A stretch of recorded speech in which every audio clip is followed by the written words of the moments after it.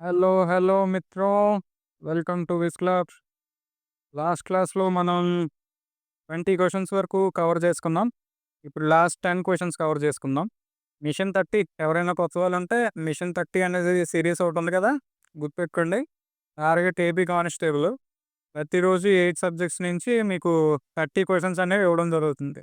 ఆ questions explanation ఈరోజు మనం డిస్కస్ చేసుకుంటున్నాం. ఆల్రెడీ 20 క్వెషన్స్ అనేవి మనం ఆల్రెడీ డిస్కస్ చేసుకున్నాం. ఈరోజు లాస్ట్ 10 క్వెషన్స్ డిస్కస్ చేసుకుందాం. ఏవైనా తప్పులుంటే ప్లీజ్ కామెంట్ సెక్షన్‌లో చెప్పండి. ఓకే. 21st క్వెషన్ చూసుకుందాం.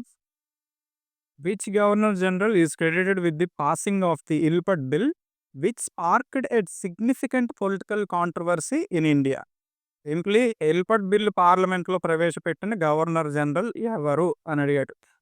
నంబర్ 1 ఇల్బర్ట్ బిల్ అంటే మీకు తెలుసా? నంబర్ 2 ఈ టైంలో గవర్నర్ జనరల్ ఎవరు? ఈ 2 మనకు తెలిస్తే ఓకే. తెలియకపోతే తెలుసుకునే పద్ధతులు ఓ 2 ఉన్నాయి.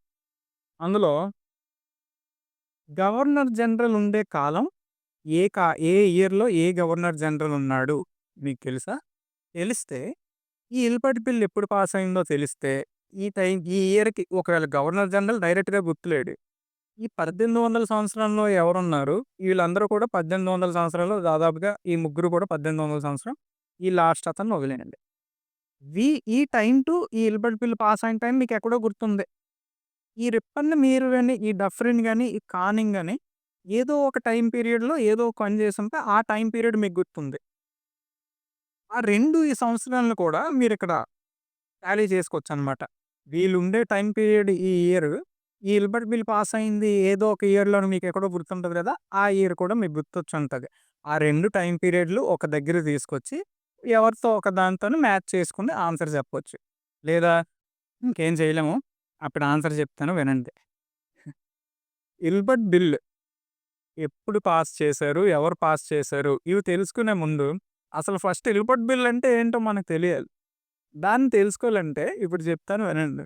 ఏవైనా తప్పు చెప్పుంటే కామెంట్‌లో చెప్పండి. ఇల్బర్ట్ బిల్ అంటే ఫస్ట్‌లీ మన బ్రిటిషర్లు పాలించినప్పుడు మన ఇండియన్ నేషనాలిటీ గల జడ్జిలు ఉంటారు కదా! ఇప్పుడు ఎవరైనా తప్పు చేస్తే బోన్‌లో నిలబడ్డవి.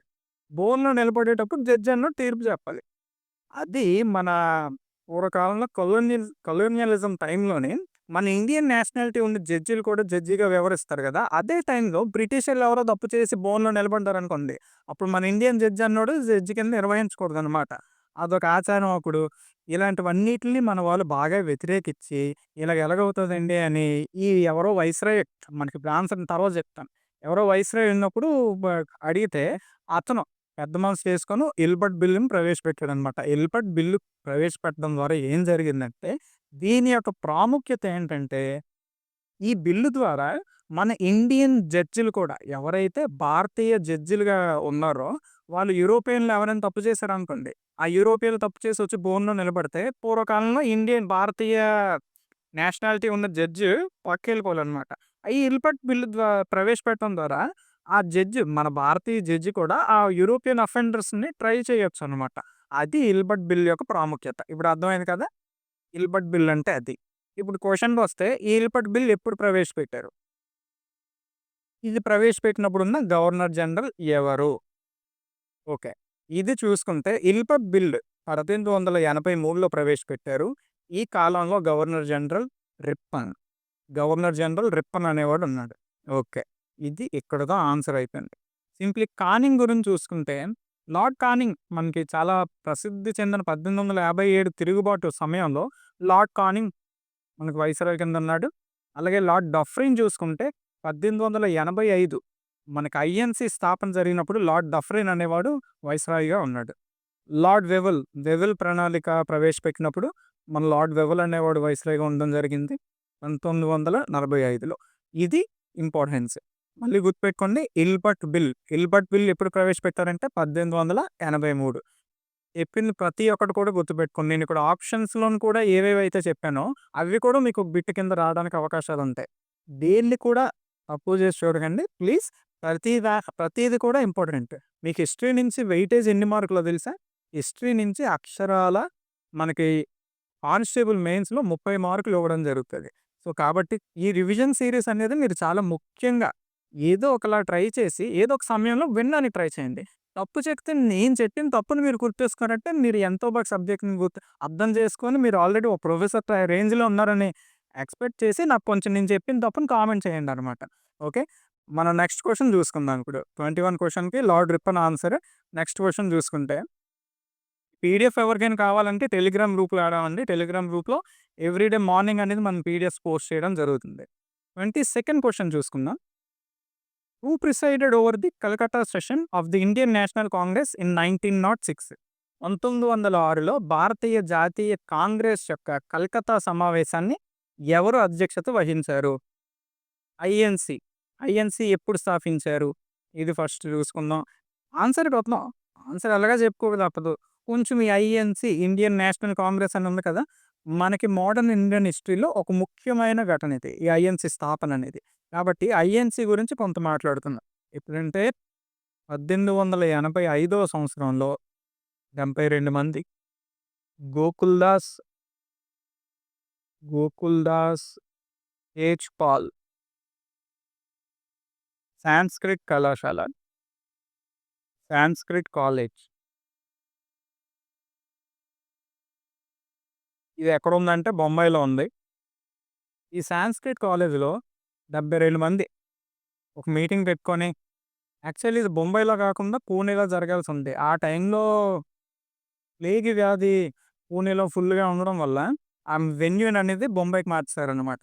ఈ బొంబాయిలో 1885 ఇయర్ చాలా ఇంపార్టెంట్. ఐఎన్‌సి స్థాపన జరిగిన సంవత్సరం ఏదంటే 1885. ఈ ఫస్ట్ మీటింగ్‌కి ఎంతమందొచ్చారంటే 72 మంది. ఇది కూడా గుర్తుపెట్టుకోవాల్సిందే. మనకింక నో ఛాన్స్. ఎంతమందొచ్చారంటే 72 మంది. ఎక్కడ జరిగిందంటే బొంబాయిలో జరిగింది. మాక్సిమం ఇది ఈ గోకుల్‌దాస్ తేజ్‌పాల్ సాంస్క్రిట్ కాలేజ్ అనేది మర్చిపోండి. అడిగితే గుర్తుపెట్టుకోండి.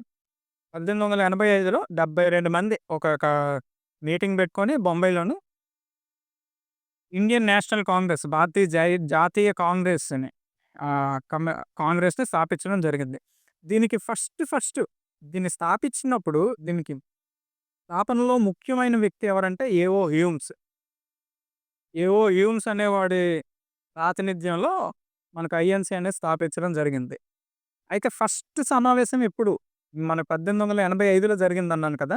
దీనికి అధ్యక్షత ఎవరు వహించారు? ఇప్పుడు ఒక సమావేశం జరిగిందంటే దానికి ఎవరో ఒక లీడర్ ఉండాలి కదా! ఆ లీడర్‌నే మనం ప్రెసిడెంట్ అంటున్నాము, అధ్యక్షుడు అంటున్నాము. అయితే ఈ అధ్యక్షత ఎవరు వహించారు 1885లో జరిగిన ఐఎన్‌సి సమావేశానికని అడిగితే వెరీ ఇంపార్టెంట్ దీనికి అధ్యక్షత డబ్ల్యూసీ బెనర్జీ అనేవాడు వ్యవహరించాడు. డబ్ల్యూసీ బెనర్జీ. ఉమేష్ చంద్ర బెనర్జీ వెరీ ఇంపార్టెంట్. దీన్ని గుర్తుపెట్టుకోండి. 1885లో జరిగిన సమావేశాన్ని డబ్ల్యూసీ బెనర్జీ వ్యవహరించాడు. అయితే మన క్వెషన్ ఏమి అడిగాడంటే 1906లో ఎవరు అధ్యక్షత వహించారని అడిగాడు. ఇప్పుడు దాని సంగతికి వద్దాం. 1906లో అధ్యక్షత ఎవరు వహించారంటే దాదాబాయి నౌరోజీ. దాదాబాయి నౌరోజీ 1906లోనే కాకుండా ఇంకొక 2 సార్లు కూడా ప్రెసిడెంట్‌గా ఉన్నాడు ఐఎన్‌సి సమావేశాలకి. ఆ 2 సంవత్సరాలు కూడా మనం చూసుకుందాం. 1896లో ఒకసారి, 1893లో ఒకసారి, అలాగే ఇప్పుడు క్వెషన్‌లో అడిగినట్టు 1906లో ఒకసారి. 3 సార్లు దాదాబాయి నౌరోజీ ఐఎన్‌సికి అధ్యక్షత వహించాడు. అయితే ఈ 3 సార్లులో ఈ 1896 మరియు 1906లో కూడా కలకట్టాలో అధ్యక్షత వహించాడు. ఈ ఒక్కసారి మాత్రం లాహోర్‌లో జరిగిందిది. ఈ 2 సమావేశాలు కూడా కలకట్టాలో జరిగాయి. అలాగే లాలా లజపత్ రాయ్‌ని ఆప్షన్‌లో ఇచ్చారు. లాలా లజపత్ రాయ్ 1920లో జరిగిన సమావేశంకి ఇది స్పెషల్ ఐఎన్‌సిస్ మీటింగ్ ఇది. ఈ 1920లో జరిగిన ముఖ్యమైన సంఘటన ఏదైనా ఉందంటే అది non cooperation movement. Non cooperation movement. ఎప్పుడు జరిగిందంటే 1920లో జరిగింది. సహాయ నిరాకరణ ఉద్యమం. దీనికి స్పెషల్ మీటింగ్ ఒకటి పెట్టి దీని రిజల్యూషన్‌ని 1920లో జరిగిన ఐఎన్‌సి కాంగ్రెస్ సమావేశంలో లాలా లజపత్ రాయ్ అనేది పాస్ చేయడం జరిగింది.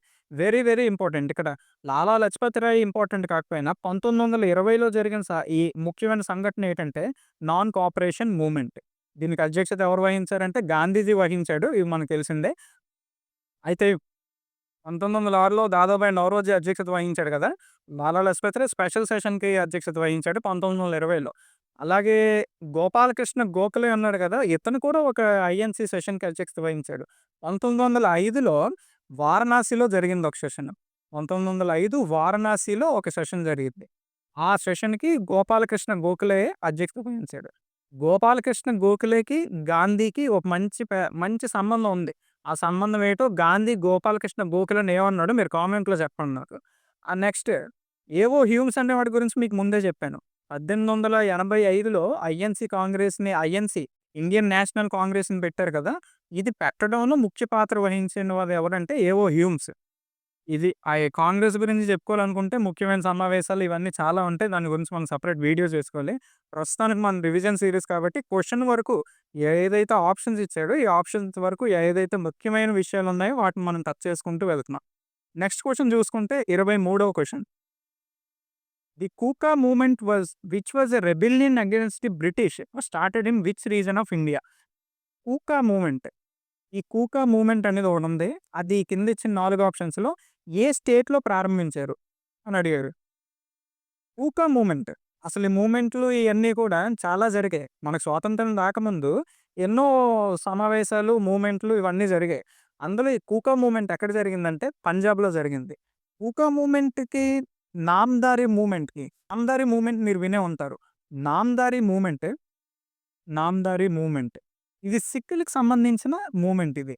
మనం ఆల్రెడీ ముందు చెప్పుకున్న 20 క్వెషన్స్‌లో మనం సోషియో రిలీజియస్ రిఫార్మ్స్ గురించి చాలా స్ట్రెస్ చేసి చెప్పాను నేను. రాజా రామ్మోహన్ రాయ్ గురించి గాని, దయానంద సరస్వతి స్థాపించిన ఆర్య సమాజ్ గురించి గాని నేను ఎంత ఎంత చాలా కఠినంగా చెప్పాను. వాటి నుంచి మార్కులొస్తాయని కూడా మీకు చెప్పాను. సోషియో రిలీజియస్ రిఫార్మ్స్ మూవ్‌మెంట్‌లో ఉన్న వ్యక్తులు, వాళ్ళు స్థాపించిన సంఘాల గురించి గాని, మీరు వారు స్థాపించిన పత్రికలు, పుస్తకాలు ఏవున్నా సరే వెరీ వెరీ ఇంపార్టెంట్. అలాగే వాటిలో భాగంగానే మనం ముందు చెప్పుకున్న క్వెషన్స్‌లో అలీగఢ్ ఉద్యమం గురించి మనం చెప్పుకున్నాం. అది ముస్లిమ్స్‌కి సంబంధించింది.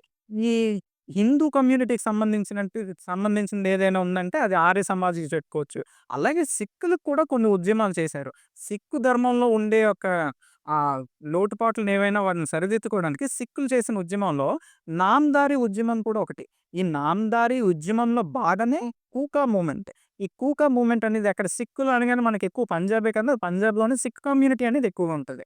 కాబట్టి సిక్ కమ్యూనిటీలోనే ఈ నామ్‌దారి మూవ్‌మెంట్‌లోని భాగంగానే కూకా మూవ్‌మెంట్ అనేది జరిగింది. ఈ నామ్‌దారి మూవ్‌మెంట్ ఎందుకు చేశారంటే restore Sikh practices and resist British rule అన్నమాట. ఈ సిక్కు ప్రాక్టీసెస్ ఏవైతే ఉన్నాయో కొన్ని సూపర్‌స్టిషియస్ ప్రాక్టీసెస్ ఉంటాయి. వాటిల్ని అరికట్టడానికి నామ్‌దారి మూవ్‌మెంట్‌ని పెట్టారు. అందులో భాగమే కూకా మూవ్‌మెంట్. అయితే ఈ నామ్‌దారి మూవ్‌మెంట్‌ని ఎవరు స్టార్ట్ చేశారంటే ఇది కూడా చాలా ఇంపార్టెంట్. నామ్‌దారి మూవ్‌మెంట్ ఉంది కదా! ఈ నామ్‌దారి మూవ్‌మెంట్‌ని ఎవరు స్టార్ట్ చేశారంటే బాలక్ సింగ్, బాలక్ సింగ్ మరియు బాబా రామ్ సింగ్. బాలక్ సింగ్ మరియు బాబా రామ్ సింగ్ అనేవారు ఈ నామ్‌దారి మూవ్‌మెంట్‌ని స్టార్ట్ చేయడం జరిగింది. హూకా మూవ్‌మెంట్ ఎక్కడ స్టార్ట్ అయిందంటే పంజాబ్‌లో స్టార్ట్ అయింది. అలాగే ఈ 2 ఆప్షన్స్‌ని మనం నెగ్లెక్ట్ చేస్తే బీహార్‌లో మరీ ముఖ్యమైన మూవ్‌మెంట్స్ కొన్ని జరిగాయి. బిర్సా ముండా మూవ్‌మెంట్. బిర్సా ముండా. ఇది ఒక tribal community. Birsa Munda movement అనేది మనకు చాలా ఇంపార్టెంట్. ఇది ఎప్పుడు జరిగిందంటే 1899లో జరిగింది. ఈ బిర్సా ముండా మూవ్‌మెంట్. ఇది ఎందుకు చేశారంటే ఏలియేషన్ ఆఫ్ ట్రైబల్ ల్యాండ్స్ అనమాట. ట్రైబల్ ల్యాండ్స్‌లోకి బయట వాళ్ళొచ్చి ఆ ల్యాండ్స్‌ని ఆక్యుపై చేసి అక్కడ వేరే వేరే ఫ్యాక్టరీస్ గాని నిర్మించడం గాని అటువంటివన్నీ చేస్తున్నప్పుడు బిర్సా ముండా మూవ్‌మెంట్ అనేది జరిగింది. అలాగే ఇంకొక ఇంపార్టెంట్ మూవ్‌మెంట్ బీహార్‌లో జరిగిన మూవ్‌మెంట్ ఏదైనా ఉంటే కోల్ అప్రైజింగ్ ఒకటుంటది. కోల్ అప్రైజింగ్ ఇదెప్పుడు జరిగిందంటే 1831లో జరిగింది. ఈ రైతు ఉద్యమాలు ఈటిల మీద కూడా కొంచెం ఫోకస్ చేస్తే మంచిది. కోల్ అప్రైజింగ్ ఇంకా చెప్పుకోవాలనుకుంటే మనకి తానా భగత్ మూవ్‌మెంట్ అని ఒకటి జరుగుతది. తానా భగత్ మూవ్‌మెంట్ ఇదెప్పుడు జరిగిందంటే 1914లో జరిగింది. ఈ మూవ్‌మెంట్స్, ఇయర్స్ కొంచెం గుర్తుపెట్టుకోవడానికి ట్రై చేయండి. ఈ 3 మూవ్‌మెంట్స్ కూడా బీహార్‌లో జరిగిన ముఖ్యమైన మూవ్‌మెంట్స్. ఇవి కొంచెం గుర్తుపెట్టుకోండి. బిర్సా ముండా మూవ్‌మెంట్ ఎప్పుడు జరిగిందంటే 1899లోనే. అలానే కోల్ అప్రైజింగ్ ఎప్పుడు జరిగిందంటే 1831లో జరిగింది. అలాగే తానా భగత్, తానా భగత్ మూవ్‌మెంట్ ఎప్పుడు జరిగిందంటే 1914లో జరిగింది. ఇవి బీహార్‌లో జరిగిన ముఖ్యమైన మూవ్‌మెంట్స్ ఇవి కొన్ని. ఇవి గుర్తుపెట్టుకోండి. నెక్స్ట్ చూసుకుందాం. ఈ కూకా మూవ్‌మెంట్ గురించయితే మీకు బాగా అర్థమైంది కదా! కూకా మూవ్‌మెంట్ ఎక్కడ జరిగిందంటే పంజాబ్‌లో జరిగింది. కూకా మూవ్‌మెంట్ ఏ మూవ్‌మెంట్‌లో భాగం అంటే Namdhari movement. Very important. Sikh reform మూవ్‌మెంట్స్‌లో నామ్‌దారి మూవ్‌మెంట్. సిక్ రిఫార్మ్ మూవ్‌మెంట్‌లో ఇదొక నామ్‌దారి మూవ్‌మెంట్ ఒకటి. నెక్స్ట్ క్వెషన్ చూసుకుందాం. 24th question. The Naxalite movement which emerged in 1967 was primarily led by which revolutionary leader? 1967లో మొదలైన నక్సలైట్ ఉద్యమం ప్రధానంగా ఎవరు నాయకత్వం వహించారు అని అడిగాడు. ఇక్కడ మనకు సింపుల్‌గా నక్సలైట్ మూవ్‌మెంట్ ఎప్పుడు జరిగింది అని అడగలేదు. ఎందుకంటే ఇక్కడ ఆల్రెడీ 1967లో జరిగిందని ఇచ్చాడు. నక్సలైట్ మూవ్‌మెంట్ ఎప్పుడు జరిగిందంటే 1967లో జరిగిందని మనం చెప్పుకోవచ్చు. అలాగే ఈ 1967లో జరిగిన ఈ నక్సలైట్ మూవ్‌మెంట్‌కి ఎవరు నాయకత్వం వహించారు? ఇది క్వెషన్. ఎవరు నాయకత్వం వహించారంటే చారు మజుందార్. చారు మజుందార్. నక్సలిజంకి సంబంధించి Indian father of naxalism. Indian father of naxalism అని చారు మజుందార్‌ని అంటారు. గుర్తుపెట్టుకోండి. నక్సలిజం నక్సలిజంకి నక్సలైట్ మూవ్‌మెంట్ ఎక్కడ మొదలయ్యింది అని అడిగినా సరే నక్సల్బరీ అని ఉంటది. నక్సల్బరీ అనే ఒక డిస్ట్రిక్ట్ ఉంటది. నక్సల్బరీ. ఇది ఎక్కడుందంటే వెస్ట్ బెంగాల్. గుర్తుపెట్టుకోండి. ఈ ఇన్ఫర్మేషన్ మీకు ఎక్కడైనా దొరుకుతది, దొరకపోవచ్చు.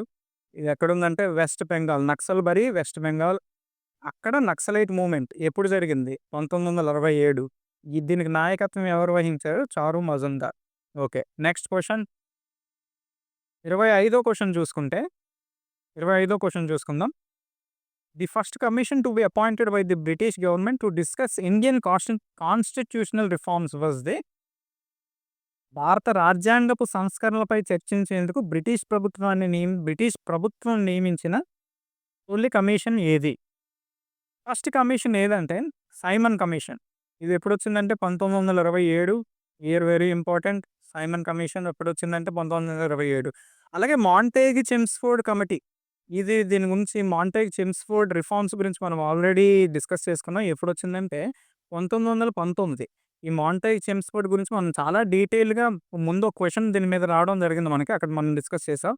And next first round table conference మనకు 1930లో జరిగింది first round table conference. Cabinet machine ఎప్పుడంటే 1946. ఈ 1946లో వచ్చిన క్యాబినెట్ మిషన్‌లో ముగ్గురు ఇంపార్టెంట్ పీపుల్ ఉండడం జరుగుతది. అందులో ఒకరు స్టెఫర్డ్ క్రిప్స్. క్రిప్స్ మిషన్ కూడా మనకు తెలిసే ఉంటది. స్టెఫర్డ్ క్రిప్స్. అలాగే ఇంకొక వ్యక్తి అలెగ్జాండర్. ఏవి అలెగ్జాండర్. దండయాత్ర చేసిన అలెగ్జాండర్ కాదు. ఇతను వేరు. ఏవి అలెగ్జాండర్. అండ్ నెక్స్ట్ ఇంకొక వ్యక్తి పెతిక్ లారెన్స్. ఈ ముగ్గురు వ్యక్తులను కూడా మనం గుర్తుపెట్టుకోవాలి. వీరు ముగ్గురు కూడా ఇంపార్టెంట్. పెతిక్ లారెన్స్, స్టెఫర్డ్ క్రిప్స్, ఏవి అలెగ్జాండర్ అండ్ పెతిక్ లారెన్స్. ఈ ముగ్గురు కూడా ఇంపార్టెంట్. క్యాబినెట్ మిషన్ అనేది ఇండియాకి దేనికొచ్చింది అని చూసుకుంటే 1946లో క్యాబినెట్ మిషన్ వచ్చింది కదా! ఇందులో వ్యక్తులు ఎవరండి చెప్పాను. స్టెఫర్డ్ క్రిప్స్, ఏవి అలెగ్జాండర్ అండ్ నెక్స్ట్ పెతిక్ లారెన్స్ అనే ముగ్గురు వ్యక్తులు కూడా అసలు ఇండియాకి ఎందుకొచ్చారు? క్యాబినెట్ మిషన్ ఎందుకొచ్చిందని చూసుకుంటే మనకి వరల్డ్ వార్ 2 టైం జరుగుతుంది అప్పుడు. వరల్డ్ వార్ 2 టైంలోని ఇండియన్ సైనికుల యొక్క మద్దతు కోసం క్యాబినెట్ మిషన్‌ని ఇండియాకి పంపిస్తారనమాట. మన ఇండియా మద్దతు కోసం. అందుకని క్యాబినెట్ మిషన్ వస్తది. ఆ క్యాబినెట్ మిషన్‌లో ఉన్న ముగ్గురు ఇంపార్టెంట్ వ్యక్తుల గురించి కూడా మీకు చెప్పడం జరిగింది. ఆ ముగ్గురు కూడా ఇంపార్టెంట్. 26th క్వెషన్ చూసుకుందాం. 26th క్వెషన్ చూసుకుంటే which Mughal emperor saw the rise of Marathas as a powerful regional force in India? ఎవరి పాలనలో భారతదేశంలో మరాఠాలు చరిత్రలో శక్తివంతమైన ప్రాంతీయ శక్తిగా అవతరించాయి? మరాఠాలు ఎప్పటి నుంచో ఉన్నారు. అయితే ఈ కింద ఇచ్చిన ఆప్షన్స్ ముఘల్ రాజులు అన్నారు కదా! ఏ ముఘల్ రాజు సమయంలో మరాఠాలు శక్తివంతమైన ప్రాంతీయ శక్తిగా అవతరించాయి అని అడిగాడు. అయితే చూసుకుంటే Maratha soldiers under Sambhaji never lost a fight to the Aurangzeb led Mughal forces for 8 years. 8 సంవత్సరాలుగా కూడా ఔరంగజేబుతో మరాఠాలు యుద్ధం చేశారనమాట. సాంబాజీ ఉన్నాడు కదా! ఆ సాంబాజీ నాయకత్వంలో 8 సంవత్సరాలు మొఘల్ రాజులతో యుద్ధాలు చేశాడు. అయితే 8 సంవత్సరాలు ఈ ఔరంగజేబ్ ఉన్నప్పుడే యుద్ధం చేశారు. 8 సంవత్సరాలు కూడా ఏ ఒక్క యుద్ధం కూడా ఓడిపోలేదు. ప్రతి యుద్ధం కూడా గెలిచారనమాట. అయితే దీనికి ఆన్సర్ మనం క్లియర్‌గా చెప్పుకోవచ్చు. ఔరంగజేబ్ అని. ఔరంగజేబ్ కాలంలో మరాఠాలు శక్తివంతమైన ప్రాంతీయ శక్తిగా అవతరించాయి. అయితే షాజహాన్ గురించి మనం చూసుకుంటే షాజహాన్ మాన్యుమెంట్స్ ముఘల్ రాజుల దగ్గరికి వచ్చేటప్పటికి వారు పెట్టిన కట్టడాలను కొంచెం మనం గుర్తుంచుకోవాలి. షాజహాన్ కట్టిన కట్టడాలు ఏవన్నాయని చూసుకుంటే రెడ్ ఫోర్ట్, ఎర్రకోట. ఇంకొక ముఖ్యమైన కట్టడం ఏదంటే జమ్మా మస్జిద్. షాజహాన్ పెట్టినవి ఇవన్నీ కూడా. జమ్మా మస్జిద్. ఇంకొక ముఖ్యమైనది చూసుకుంటే మోతీ మస్జిద్. ఇంకో ముఖ్యమైన కట్టడం షాజహాన్ కట్టింది మోతీ మస్జిద్. ఇంకో ఫేమస్ నేను చెప్పలేదని ఆలోచించకండి. అది మీకు ఎలాగో తెలుసు. తాజ్‌మహల్. షాజహాన్ తాజ్‌మహల్ కట్టాడు. ఓకే. తాజ్‌మహల్. ఇవి షాజహాన్ కట్టిన ముఖ్యమైన కట్టడాలు. అలాగే మనం జహంగీర్ గురించి చూసుకుంటే, జహంగీర్ కట్టడాల గురించి ఫేమస్ కాదు. కాకపోతే 1608లో మనకి బ్రిటిషర్స్ ఇండియాకొచ్చారు. అప్పుడు జహంగీర్ కోర్ట్‌కెళ్ళి అక్కడ హాకిన్స్ అనేవాడు రావడం జరుగుతది మనకి బ్రిటిషర్స్. William Hawkins. మీకు గుర్తున్నాడో లేదో? విలియం అడ్వెంట్ ఆఫ్ యూరోపియన్స్ మన లెసన్ చెప్పుకున్నప్పుడు డిస్కస్ చేద్దాం. విలియం హాకిన్స్ 1608లో వస్తాడు. ఎందుకంటే సూరత్‌లో ఒక చిన్న ఫ్యాక్టరీ పెట్టుకోవడానికి స్థలం కావాలి. మాకు పర్మిషన్ కావాలని వస్తున్నప్పుడు, అప్పుడు ఇక్కడ మనము భారతదేశాన్ని పాలిస్తున్న రాజు ఎవరంటే మొఘల్ రాజు జహంగీర్. ఈ జహంగీర్ గురించి అది మనకి ఇంపార్టెన్స్ ఏదైనా ఉందంటే అది. నెక్స్ట్ క్వెషన్ చూసుకుంటే 27వ క్వెషన్. 27వ క్వెషన్ చూసుకుంటే what was the outcome of the 1913 Satyagraha? 1913 Satyagraha movement in South Africa led by the Gandhi. మనందరికీ తెలుసు. గాంధీ ఇంగ్లాండ్ ఎళ్లి బారిస్టర్ చదువుకొనొచ్చి తిన్నగా సౌత్ ఆఫ్రికా ఎళ్ళిపోయాడు. సౌత్ ఆఫ్రికా ఎళ్ళిపోయిన గాంధీ కూడా గుర్తునే కూర్చోలేదనమాట. అక్కడ ఎవరైనా ప్రజల బాధలుంటే ఆ బాధలకు పోరాటం చేశాడు. అలాగే ఆ పోరాటంలో భాగంగానే 1913లో ఒక సత్యాగ్రహం చేశాడు. ఎక్కడ మన ఇండియాలో కాదు. సౌత్ ఆఫ్రికా ఎళ్ళిపోయి అక్కడ ఒక సత్యాగ్రహం చేశాడు గాంధీ గారు. ఈ గాంధీ గారు చేసిన ఈ 1913 సత్యాగ్రహ మూవ్‌మెంట్ దేనికి చేశారు? ఇది చేయడం వల్ల ఫలితం ఏమొచ్చింది అని అడిగాడు. అయితే 1913లో గాంధీ ఈ సత్యాగ్రహం దేనికి చేశాడు? దీనివల్ల ఫలితం ఏమొచ్చిందంటే, ఇండియన్ రిజిస్ట్రేషన్ లా బీయింగ్ రిపీల్డ్ అనమాట. ఇండియన్ రిజిస్ట్రేషన్ లా అని ఒక లా వచ్చింది. దాన్ని రద్దు చేశారు. గాంధీ చేసిన ఈ సత్యాగ్రహం వల్ల ఇండియన్ రిజిస్ట్రేషన్ లా అనేది రద్దు చేశారు. అయితే భారతదేశానికి వచ్చాక మొట్టమొదటి మూవ్‌మెంట్ ఏటంటే చంపారణ్ ఉద్యమం. చంపారణ్ ఉద్యమం గురించి మనందరికీ తెలుసు. గాంధీ ఇండియాకొచ్చాక చంపారణ్ మూవ్‌మెంట్ చేశాడు. ఇదెప్పుడు జరిగిందంటే 1917. ఈ చంపారణ్ మూవ్‌మెంట్ ఎక్కడ జరిగిందంటే బీహార్‌లో జరిగింది. ఇక్కడ బీహార్‌లో జరిగిన చంపారణ్ మూవ్‌మెంట్‌లో ఈ గాంధీజీ ఎవరిని కలుసుకున్నాడంటే బాబు రాజేంద్ర ప్రసాద్. బాబు రాజేంద్ర ప్రసాద్‌ని గాంధీజీ కలుసుకుంటాడు అక్కడ చంపారణ్ మూవ్‌మెంట్‌లో. అయితే ఇప్పుడు క్వెషన్ దేని గురించంటే 1913 సత్యాగ్రహ మూవ్‌మెంట్ దీన్ని సౌత్ ఆఫ్రికాలో చేశారు కదా! దీని ఫలితం ఏంటంటే ఇండియన్ రిజిస్ట్రేషన్ లా అనేది రద్దు చేయబడ్డది. ఈ ఏషియాటిక్ రిజిస్ట్రేషన్ యాక్ట్ అని 1906లో ఒకటి ప్రవేశపెట్టడం జరుగుతది సౌత్ ఆఫ్రికాలో. ఈ ఏషియాటిక్ లా రిజిస్ట్రేషన్ యాక్ట్ ప్రకారం ఏంటంటే to give there finger prints and get registered in records అనమాట. 3 పా వాళ్ళు ఎవరైతే భారతీయులు సౌత్ ఆఫ్రికాలో ఉన్నారో, ఆ సౌత్ ఆఫ్రికాలో ఉన్న భారతీయులు ఫింగర్ ప్రింట్స్ ఆ రిజిస్టర్ చేసుకోవాలనమాట. ఆ రికార్డ్స్‌లో ఉండాలి. అలాగే వారి యొక్క మ్యారేజ్‌లు ఏవైతే ఉన్నాయో అవి చట్ట పరిధిలోకి తీసుకురాకుండా చేస్తారు.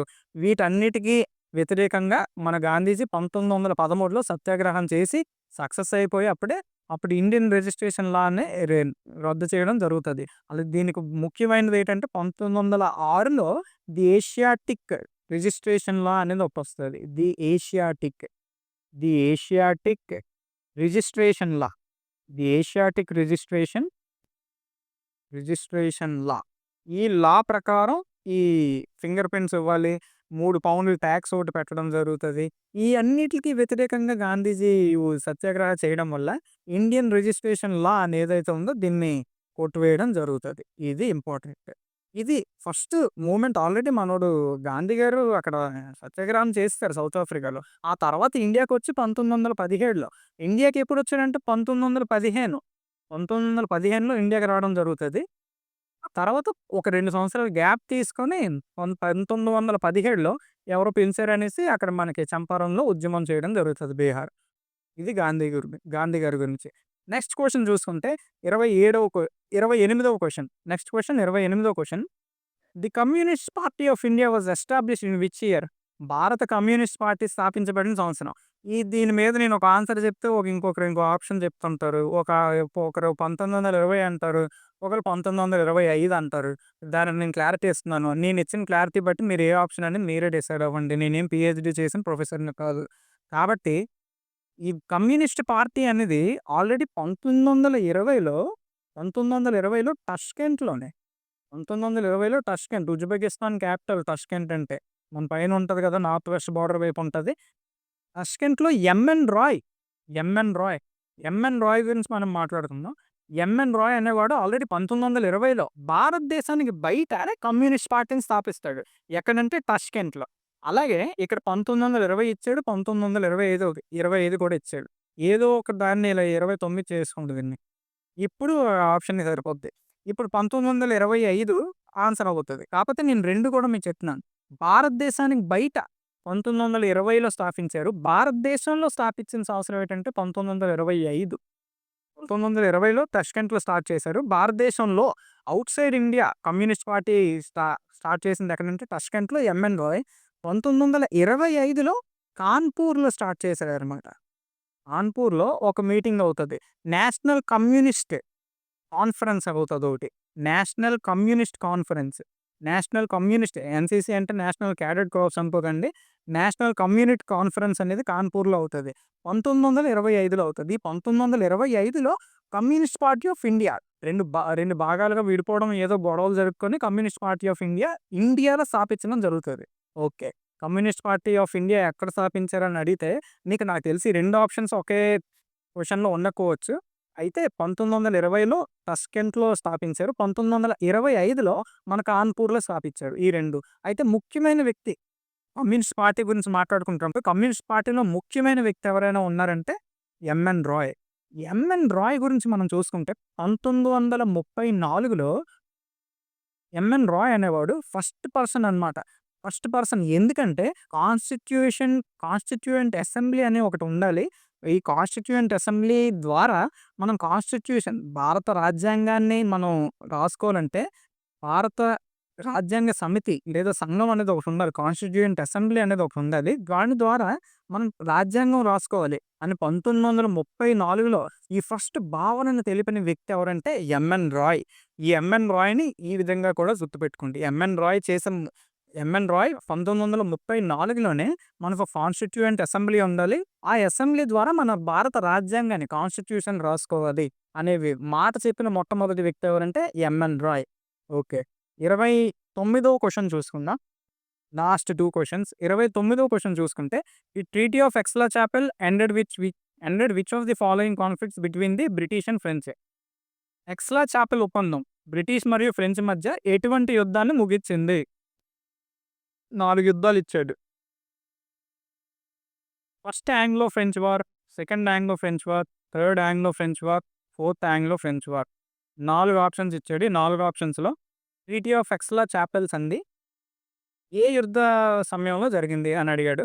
దీనికి ఆన్సర్ ఏమవుతదంటే first Anglo French war. Karnataka యుద్ధాలు. కర్ణాటిక్ వార్స్ మనకు చాలా ఇంపార్టెంట్. 3 కర్ణాటిక్ వార్స్ జరుగుతాయి. ఇక్కడ 4 ఆప్షన్‌లో ఇచ్చాడు. ఎవరు కూడా 4దని పెట్టేయకండి. కర్ణాటక యుద్ధాలు గదా!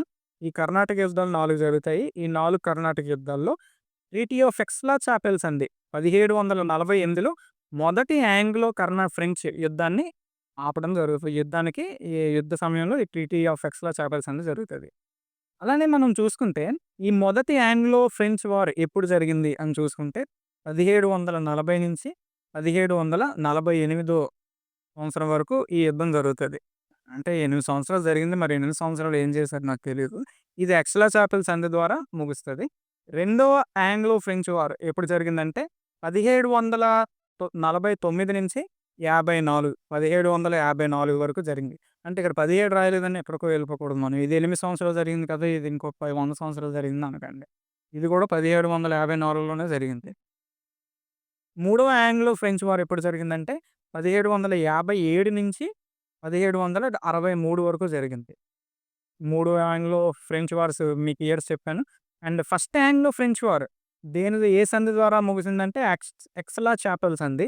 రెండో ఆంగ్లో ఫ్రెంచ్ వార్ ఏ సంధి ద్వారా ముగిసిందంటే పాండిచ్చెరి సంధి. రెండో ఆంగ్లో ఫ్రెంచ్ వార్ పాండిచ్చెరి సంధి ద్వారా ముగిసింది. మూడో ఆంగ్లో ఫ్రెంచ్ వార్ నాలుగోది లేదు. మూడో Anglo French war treaty of Paris. Paris సంధి ద్వారా మూడో ఆంగ్లో ఫ్రెంచ్ వార్ అనేది ముగుస్తది. ఈ 3 సంధులు కూడా గుర్తుపెట్టుకోండి. ఫస్ట్‌దేమో ఎక్స్‌లా చాపెల్ సంధి. రెండోదేమో పాండిచ్చెరి సంధి. మూడోదేమో ట్రీటీ ఆఫ్ పారిస్. పారిస్ సంధి ద్వారా ముగుస్తది. అయితే ఈ మూడో సంధి టైంలోనే ఫ్రెంచ్ వాళ్ళు 3 యుద్ధాలు జరిగాయి కదా! ఈ నాలుగో యుద్ధం ఎందుకంటే జరగకుండా ఆగిపోయింది. ఈ మూడో యుద్ధంలోనే ఫ్రెంచ్ వాళ్ళని బ్రిటిష్ వారు పూర్తిగా పూర్తిగా ఓడించడం జరుగుతది. 1760వ సంవత్సరంలో బ్యాటిల్ ఆఫ్ వాండివాష్ వందవాసి యుద్ధం అనేది జరుగుతది 1760లో. ఈ మూడో ఆంగ్లో ఫ్రెంచ్ వార్ మనకి 1757 నుంచి 63 వరకు జరిగింది కదా! ఈ యుద్ధకాల సమయంలోనే ఈ 1760లో వాండివాష్ యుద్ధం అనేది వందవాసి యుద్ధం జరుగుతది. ఈ యుద్ధం సమయంలోనే బ్రిటిష్ వారు ఫ్రెంచ్ వారిని పూర్తిగా ఓడించేస్తారనమాట. అందుచేత ఫ్రెంచ్ వారి యొక్క ప్రాబల్యం భారతదేశంలో మొత్తం పోయి ఆ పాండిచ్చేరి, మాయాదీవులకు మాత్రమే పరిమితమైపోద్ది. అయితే ఈ వాండివాష్ యుద్ధం కూడా వెరీ ఇంపార్టెంట్. వాండివాష్ యుద్ధం తెలుగులో వందివాసి యుద్ధం అంటారు కదా! వాండివాష్ యుద్ధం ఎవరెవరికి జరిగింది? అంటే సింపుల్. ఇంగ్లీష్‌కి, బ్రిటిష్‌కి మరియు ఫ్రెంచ్‌కి జరిగింది. అయితే ఈ యుద్ధంలో ఎవరు ఇంగ్లీష్ తరపున ఏ సైన్యాధికారి పార్టిసిపేట్ చేశారు? ఫ్రెంచ్ తరపున ఎవరు పార్టిసిపేట్ చేశారంటే బ్రిటిష్ తరపున సర్ ఐర్ కూట్ అలాగే ఫ్రెంచ్ తరపున మనకి Count de Lally. Count de Lally. ఈ లాలీ అనేది ఏదో బావుంది. లాలీని గుర్తుపెట్టుకోండి. ఇక్కడ ఐర్ కూట్. కూట్‌కి మరియు లాలీకి మధ్య వాండివాష్ యుద్ధం జరిగింది. వందివాసి యుద్ధం ఎప్పుడు జరిగిందంటే 1760లో జరిగింది. ఇది ఇంపార్టెంట్. నెక్స్ట్ క్వెషన్ చూసుకుందాం. Last question 30th question. In which year Vinoba Bhave started the Bhoodan movement? Vinoba Bhave Bhoodan ఉద్యమాన్ని ఎప్పుడు ప్రారంభించారు అని అడిగాడు. దీనికి ఆన్సర్ 1951. 1951లో వినోబా భావే భూదాన్ మూవ్‌మెంట్‌ని స్థాపించారు. ఓకే. భూదాన్ మూవ్‌మెంట్ అంటే ఏంటంటే, ఈ ఎవరైతే ల్యాండ్ లార్డ్స్ ఉంటారో, ఈ ల్యాండ్ లార్డ్స్ నుంచి కొంత భూమిని తీసుకొని లేని వారికి ఇవ్వడం అనమాట. ల్యాండ్ లార్డ్ నుంచి కొంచెం భూమిని తీసుకొని to gift the land from the land of to the poor. ఇది సింప్లీ భూదాన్ మూవ్‌మెంట్ యొక్క motto. Bhoodan movement Bhoodan movement ఎక్కడ స్టార్ట్ అయిందంటే పోచంపల్లి, తెలంగాణ. వినోబా భావే భూదాన్ మూవ్‌మెంట్ స్టార్ట్ చేశారు కదా! అది పోచంపల్లి, తెలంగాణలో స్టార్ట్ అయింది. ఎప్పుడు స్టార్ట్ అయిందంటే 1951. భూదాన్ మూవ్‌మెంట్, వినోబా భావే. దీంతో మనకి డే 4 హిస్టరీ 30 క్వెషన్స్ అనేవి కంప్లీట్ అవ్వడం జరిగింది. ఓకే. ఈ తర్వాత ఎక్స్‌ప్లనేషన్స్ కూడా మనం చేసుకుంటూ ఉందాం. ఈ ఎక్స్‌ప్లనేషన్స్ కానిస్టేబుల్ మెయిన్స్ టైంకి మీరు జస్ట్ వెళ్ళినా సరే, ఇప్పుడు ఆల్రెడీ 4 డేస్ మనకి 4 క్వెషన్స్ 4 డేస్ 120 క్వెషన్స్. మనం ప్రతి క్వెషన్ కూడా ఏ విధంగా మనం ఎక్స్‌ప్లెయిన్ చేస్తున్నామో మీకు అర్థమయ్యే ఉంటది. ప్రతి క్వెషన్ కూడా ఆ ఒక్క క్వెషన్‌కే పరిమితం అవ్వకుండా ఇప్పుడు ఆంగ్లో ఫ్రెంచ్ వార్స్ గురించి మనం మాట్లాడుకుంటే, మనం ఆంగ్లో ఫ్రెంచ్ వార్స్ గు మ ఇన్‌ఫాక్ట్ దీన్ని మొత్తాన్ని కూడా మనం సమ్మరైజ్ చేసి మాట్లాడుకున్నాం. ఇక్కడ ఇది ఒక క్వెషన్‌లో చూసుకోలేదు. ఈ ఫ్రెంచ్ వార్స్ ఎప్పుడు జరిగాయి? ఇయర్స్ ఎప్పుడు జరిగాయి? దీని సందేంటి? మనకు మాక్సిమం అడిగితే వాటి నుంచి క్వెషన్ రావచ్చు. వాటిని మనం కవర్ చేయడం జరిగింది. అయితే టోటల్ టాపిక్‌నైతే మనం కవర్ చేయట్లేదు. ఆల్మోస్ట్ ఈ ఆంగ్లో ఫ్రెంచ్ వార్స్ గురించి మనకి క్వెషన్ వచ్చేటప్పటికి ఎంత కవర్ చేయొచ్చో అంతవరకు కూడా కవర్ చేస్తున్నాం. సో, 4 డేస్ మనకి మిషన్ 30లో 4 హిస్టరీ పేపర్స్ అనేవి రావడం జరుగుతది. ఆ 4 హిస్టరీ పేపర్స్‌లో కూడా మనం నియర్లీ 120 క్వెషన్స్ అంటే almost modern and ancient medieval హిస్టరీని ఆల్మోస్ట్ కవర్ చేస్తాం. ఈ టాక్ ఒక జనరల్ టాక్‌లానే ఉంటది మన వీడియో మొత్తం. ఇలా మీరు జస్ట్ వెళ్ళినా సరే మీకు రివిజన్ అవుతది. ఇది నాకు తెలిసి మీలో చాలామంది కూడా నాకు కామెంట్ చేశారు. మంచి రివిజన్ అవుతుందని. So, please subscribe to Wiz Club. ఎవరికైతే ఈ పీడిఎఫ్స్ కావాలో ఎవ్రీడే మార్నింగ్ మన టెలిగ్రామ్ ఛానెల్‌లో అవైలబుల్‌గా ఉంటాయి. ఎవ్రీడే మార్నింగ్ నేను పోస్ట్ చేయడం జరుగుతుంది. ఇంక్లూడింగ్ ఎకానమీ కూడా. ఎకానమీ వెయిటేజ్ కూడా నియర్లీ 10 మార్క్స్ మనకుంటుంది. సో, ఎకానమీతో సహా నేను టెలిగ్రామ్ ఛానెల్‌లో పోస్ట్ చేస్తున్నాను. ఏవైనా అందులో కూడా మీకేమైనా మిస్టేక్స్ ఉంటే మనకి కామెంట్ చేయండి. ఆ మిస్టేక్స్‌ని నేను రెక్టిఫై చేసి మీకు మళ్ళీ కొత్త పీడిఎఫ్ అనేది ఇవ్వడం జరుగుతుంది. Okay. Signing off Wiz club.